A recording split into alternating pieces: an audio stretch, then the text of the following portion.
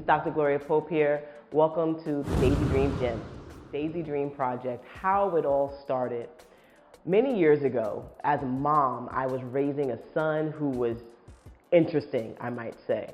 And everybody kept on pushing and pushing for me to get him evaluated. I was one of those people of color who, as an educator, no, there's nothing wrong with him. It was everyone else's fault.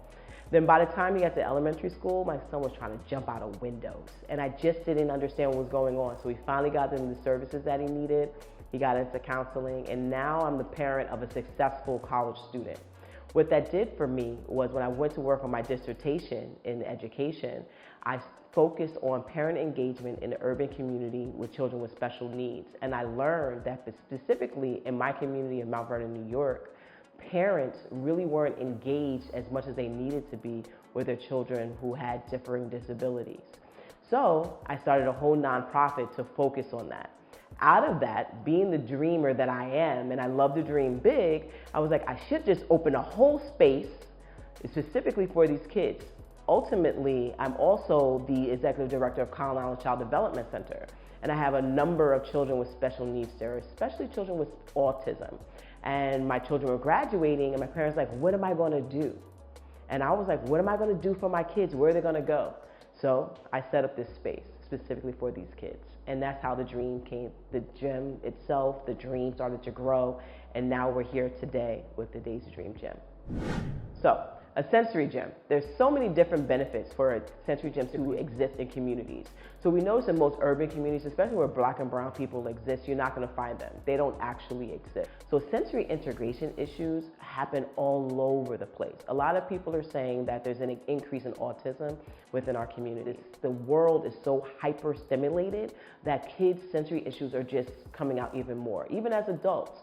So we all have these different sensory concerns, and right now our children, especially after the COVID pandemic, the sensory issues are heightened because the world is heightened. And even the foods that our children are eating is causing them to be not as regulated as they need to be.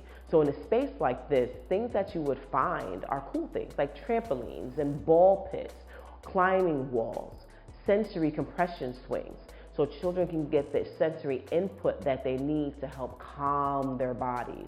I know I'm gonna have some adults that's gonna come in here who are also gonna wanna calm their bodies, so there's also gonna be things for adults to engage in within the space. There's gonna be mommy and me yoga classes. There's also gonna be children's paint and sips here. This is gonna be open right here in Mount Vernon, locally on the south side, where the community needs access to information to support their families. Ultimately, I'm an early childhood educator. That is my favorite thing to do in the world. I've been doing it since I was pregnant with my son, who's now going on 19. So about 20 years, I've been working with very young children under the age of 5. And through that work, I've learned so much, especially around children with differing abilities. They're my favorite people in the whole wide world. People feel as if we need to regulate them for the world, and the world actually needs to regulate for them. And I found that through the years of working with them, and the parents need us the most because they need the education. So I'm constantly educating myself, and then also having a child with sensory concerns. And then I even realized my typical daughter has her own sensory things, where she squeezes on my belly and she smells me.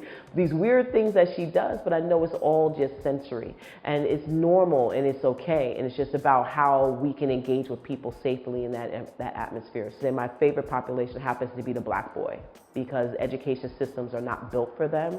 So we're going to have a lot of workshops for parents and to help them to support our community, because I know there's a clear line between the lack of educational support for Black boys and violence, especially right here in my community. And for people to get involved, you go directly to the website, which is www.daisydreamproject.org. There's a donate now button. Funds are important for us to keep building out the space. There's a number of equipment to even build a sensory gym. It takes clearly about $150,000, and I'm doing this grassroots style where we're taking up donations. We have had our first campaign, we were able to get a lot of our equipment, but there's a lot more equipment to put into the space. Also to support the programming, because I don't want to charge families for the programs, because this is a nonprofit. So of course we need to be raising continual funds to support the programming here for the community.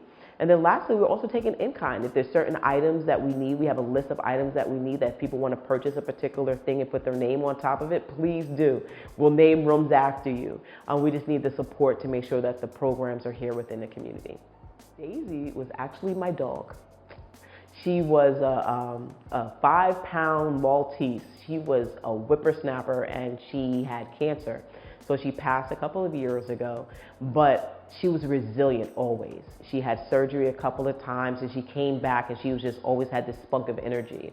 And her name was Daisy Dream. So that's where the nonprofit name came from, because I wanted to represent someone who got knocked down and was always able to stand back up. Yeah, well, you can follow us at daisydreamproject.org on Instagram as well as Facebook. Then you also can come to our location, which is on 116-118 West 1st Street in Mount Vernon, New York. We're now taking registration for memberships, for participation here in the gym, for our open gym hours.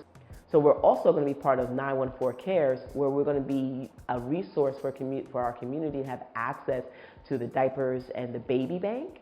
So that's going to be one of our first initiatives that we're starting here, because families of children under the age of 12 can get all the free items they need for 6 months from Westchester County. So we're going to be a location here in Mount Vernon for families so they can actually get these items.